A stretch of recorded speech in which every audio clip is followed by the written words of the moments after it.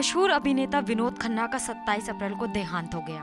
70 साल की उम्र में मुंबई के अस्पताल में उनकी मौत हुई। वे काफी लंबे समय से बीमार चल रहे थे और पिछले दिनों उनकी एक तस्वीर वायरल हुई थी जिनमें वे बहुत कमजोर दिख रहे थे। पिछले कुछ दिनों से Girgaon NH Reliance foundation and research centre में उनका इलाज चल रहा था। लंबे समय से वह किसी गंभीर बीमारी से पीड़ित थे। पेशावर में 1946 में जन्मे विनोद खन्ना ने 140 से भी ज्यादा फिल्मों में काम किया। 6 अक्टूबर 1946 को पाकिस्तान के पेशावर में विनोद खन्ना का जन्म हुआ। भारत पाकिस्तान के बंटवारे के बाद विनोद खन्ना का परिवार मुंबई आ गया था। विनोद खन्ना ने एक पाकिस्तानी फिल्म गॉडफादर में मुख्य भूमिका निभाई थी जो 2007 में रिलीज हुई थी। शादीशुदा जिंदगी खत्म करने को लेकर वो हमेशा ही सुर्खियों में रहे। करियर के शुरुआती दिनों में उन्होंने सहायक अभिनेता और खलनायक के किरदारों में काम किया था। मेरे अपने, दयावान, कुर्बानी, मेरा गांव मेरा देश जैसी फिल्मों में उनकी भूमिकाओं के लिए उन्हें याद किया जाता है।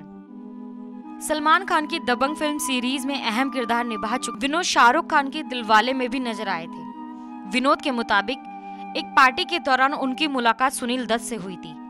सुनील एक फिल्म के लिए अपने भाई के किरदार के लिए किसी नए एक्टर की तलाश में थे। उन्होंने विनोद खन्ना को वो रोल ऑफर किया था।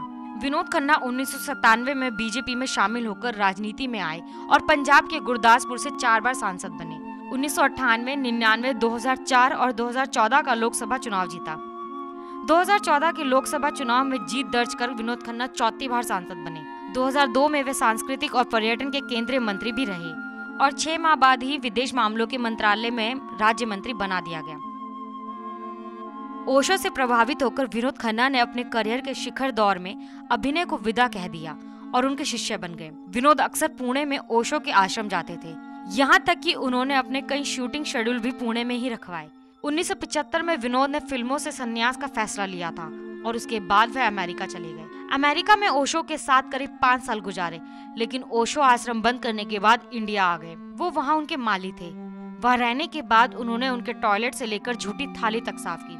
ओशो से प्रभावित होकर विनोद खन्ना ने सैकड़ों जोड़ी सूट, कपड़े, जूते और अन्य लग्जरी सामान को लोगों में बांट दिया था। Bureau report, national Dastak.